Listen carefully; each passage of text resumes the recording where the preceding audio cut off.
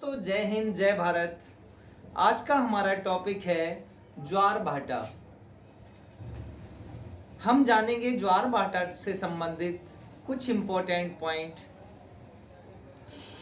जानेंगे ज्वार भाटा की उत्पत्ति के कारण, ज्वार भाटा के समय में अंतर, ज्वार भाटा के प्रकार और ज्वार भाटा के कुछ महत्वपूर्ण तथ्य। साथ ही जानेंगे ज्वार भाटा के महत्व। होता क्या है, समुद्र का पानी एक दिन में 2 बार एक निश्चित समय के अंतराल पर ऊपर उठता है और नीचे गिरता है। इस प्रकार समुद्र तल के ऊपर उठने की क्रिया को ज्वार कहा जाता है और नीचे उतरने की क्रिया को भाटा कहा जाता है। इसी को हम ज्वार भाटा कहते हैं। यानी समुद्र का पानी एक दिन में 2 बार एक निश्चित समय में ऊपर नीचे उठता है और ऊपर उठने की क्रिया को ज्वार कहते हैं, नीचे गिरने की क्रिया को भाटा कहते हैं। और खुले सागरों में ये उतार चढ़ाव कुछ ही मीटर के होते हैं, इसीलिए आसानी से ज्वार नहीं दिखते, ज्वार भाटा नहीं दिखते। ना ऊपर उठने की क्रिया दिखती है, ना नीचे गिरने की क्रिया दिखती है। तो लेकिन इसके विपरीत महाद्वीपीय सागरों में ये जो उतार चढ़ाव हैं, ये 6-7 मीटर से लेकर 10-15 मीटर तक के होते हैं, जिन्हें आसानी से देखा जाता है। अब जानते हैं इसके कारण के बारे में कि ज्वार भाटा की उत्पत्ति के कारण क्या हैं, किन कारणों से ज्वार भाटा उत्पन्न होते हैं। ज्वार भाटा की उत्पत्ति का एक प्रमुख कारण है गुरुत्वाकर्षण। ध्यान देने की बात यह है कि गुरुत्वाकर्षण की इस शक्ति में केवल पृथ्वी की शक्ति ही नहीं, बल्कि सूर्य और चंद्रमा की शक्ति भी शामिल होती है। वैज्ञानिक थे न्यूटन। न्यूटन ने कहा, ज्वार भाटा की क्रिया को समझाते हुए उन्होंने बताया था कि यह घटना चंद्रमा और सूर्य के आकर्षण के कारण उत्पन्न होती है। दोनों की शक्तियां यानी गुरुत्वाकर्षण शक्तियां आपस में आकर्षित होती हैं, उस वजह से समुद्र का पानी ऊपर उठता है और नीचे गिरता है। यही कारण है ज्वार भाटा की उत्पत्ति का। यानी ज्वार की उत्पत्ति चंद्रमा और सूर्य के आकर्षण बल के कारण होती है। गुरुत्वाकर्षण के नियम के अनुसार पृथ्वी का वह भाग जो चंद्रमा के सामने पड़ता है, वहां आकर्षण बल काम करता है। यानी पृथ्वी का वह भाग, वह हिस्सा जो चंद्रमा के ठीक सामने पड़ता है, वहां गुरुत्वाकर्षण बल काम करता है। इसीलिए यहाँ उच्च स्तर के ज्वार उत्पन्न होते हैं। जबकि जो भाग चंद्रमा से सबसे अधिक दूरी पर होता है, वहां अपकेंद्रीय बल होता है, इसीलिए वहां निम्न ज्वार उत्पन्न होते हैं। उल्लेखनीय है कि सूर्य चंद्रमा से बड़ा होने के कारण अधिक आकर्षण बल रखता है। ये हम जानते हैं कि सूर्य चंद्रमा से बहुत अधिक गुना बड़ा है, इसलिए वहां आकर्षण बल भी उसका ज्यादा होता है।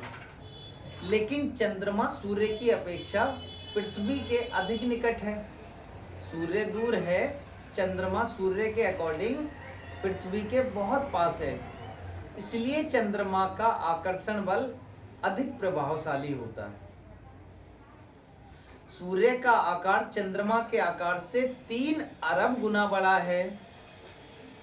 सूर्य का जो आकार है वो चंद्रमा के आकार से 3 अरब गुना बड़ा है, लेकिन वह चंद्रमा की अपेक्षा 300 गुना अधिक दूरी पर भी स्थित है।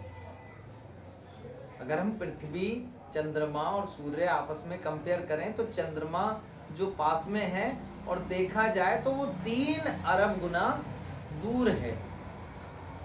इसीलिए ज्वार उत्पन्न करने की चंद्रमा की शक्ति सूर्य की अपेक्षा 2.17 गुना अधिक होती है।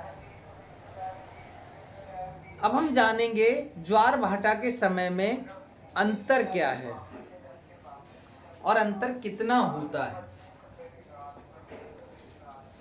अभी जैसे कि हमने बताया कि 24 घंटे में यानी दिन में 2 बार ज्वार उत्पन्न होता है, लेकिन ये हर 12 घंटे के बाद नहीं आता, बल्कि 12 घंटे 26 मिनट के बाद आता है।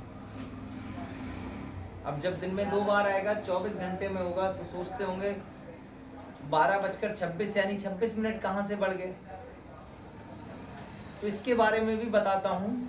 ये दिन में 2 बार आता है, लेकिन ये हर 12 घंटे के बाद नहीं आता, बल्कि 12 घंटे 26 मिनट के बाद आता है। होता क्या है, ज्वार उत्पन्न होने में 26 मिनट का ये अंतर पृथ्वी की परिभ्रमण गति के कारण होता है। होता यह है कि जब पृथ्वी अपनी धुरी का एक चक्कर लगाकर पहले वाले स्थान तक पहुंचती है, जहां से उसने चक्कर स्टार्ट किया उसी स्थान तक जब पहुंचती है, तब तक चंद्रमा भी अपने पथ पर थोड़ा सा आगे बढ़ चुका होता है। हम जानते हैं कि चंद्रमा 28 दिन में पृथ्वी की एक परिक्रमा पूरी कर लेता है। इस प्रकार 24 घंटे में यानी एक दिन में वो अपने व्रत का 1/28 भाग तय करता होगा। इसके फलस्वरूप पृथ्वी के उस स्थान को चंद्रमा के सामने पहुंचने में 52 मिनट का समय लग जाता है। इसीलिए प्रत्येक स्थान पर 12 घंटे 26 मिनट बाद दूसरा ज्वार और भाटा उत्पन्न हो जाता है।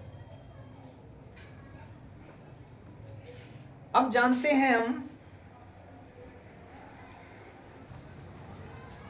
ज्वार भाटा कितने प्रकार का होता है। तो दोस्तों, ज्वार भाटा 4 प्रकार का होता है। यानी ज्वार जो होता है वो 4 प्रकार का होता है। अभी तक हमने जाना कि ये जो ज्वार उत्पन्न होता है ये पृथ्वी और चंद्रमा की स्थिति तथा उनकी सापेक्ष दूरियों के कारण होता है, इनके प्रभाव के कारण होता है, गुरुत्वाकर्षण के कारण ज्वार उत्पन्न होते हैं। लेकिन जो ज्वार होते हैं वे 4 प्रकार के होते हैं। नंबर 1 है दीर्घ ज्वार। ये ज्वार पूर्णिमा तथा अमावस्या के दिन आते हैं। इस दिन सूर्य, पृथ्वी और चंद्रमा तीनों एक ही सीध में होते हैं। इसलिए सूर्य और चंद्रमा के सम्मिलित आकर्षण बल से पृथ्वी पर ऊंचे ज्वार की उत्पत्ति होती है। ये पूर्णिमा और अमावस्या के दिन आते हैं। कौन से ज्वार? दीर्घ ज्वार। होता क्या है कि इस दिन तीनों एक ही सीध में होते हैं। सूर्य, पृथ्वी, चंद्रमा एक ही सीध में होते हैं। इसीलिए सूर्य और चंद्रमा के सम्मिलित आकर्षण बल से पृथ्वी पर ऊंचे ज्वार की उत्पत्ति होती है और इनकी ऊंचाई सामान्य ज्वार से 20% अधिक हो सकती है।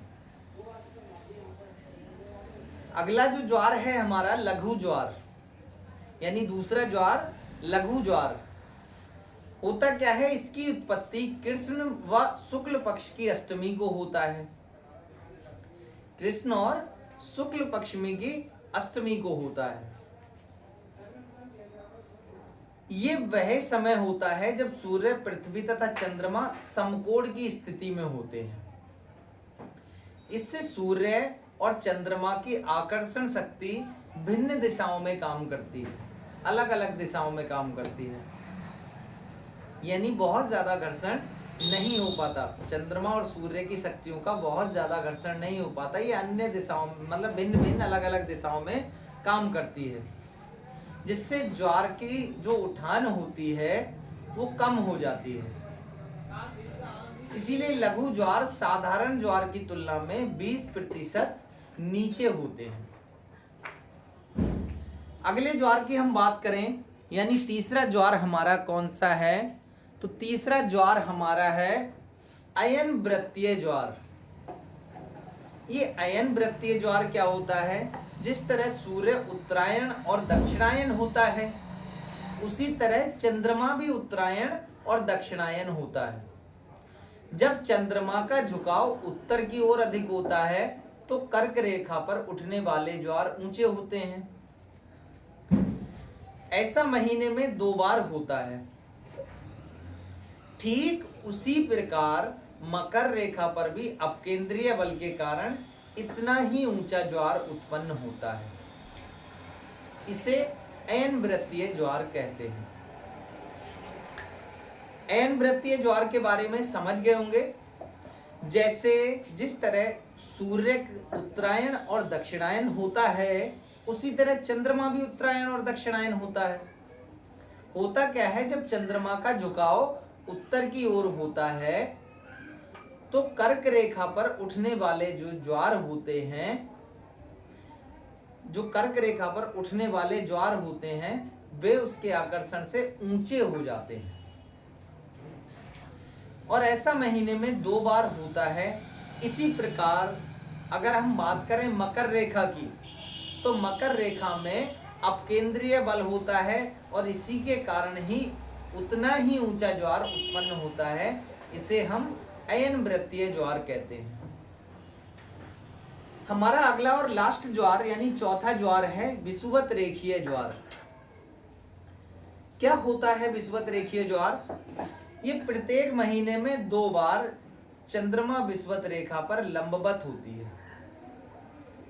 जो चंद्रमा है ये विषुवत रेखा पर पड़ती है, विषुवत रेखा पर लंबवत होती है। ये भी महीने में 2 बार होती है। और इस स्थिति में 2 उच्च ज्वार और 2 निम्न ज्वार की ऊंचाई समान होती है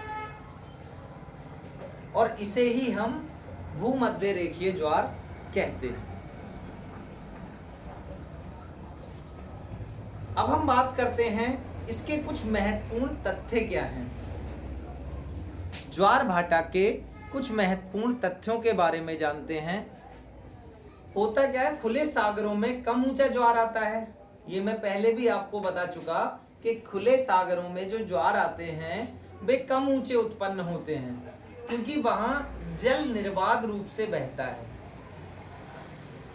अगर हम इसके विपरीत बात करें तो इसके विपरीत स्थल का सहयोग मिलने के कारण समुद्रों और खाड़ियों पर ऊंचे ज्वार उत्पन्न होते हैं। खुले सागरों में ज्वार की ऊंचाई में अंतर कम पाया जाता है, जबकि उथले समुद्र और खाड़ी में ज्वार का अंतर अधिक पाया जाता है। ज्वार की ऊंचाई पर तट रेखा का प्रभाव पड़ता है और ज्वार भाटा का समय प्रत्येक स्थान पर अलग अलग हो सकता है।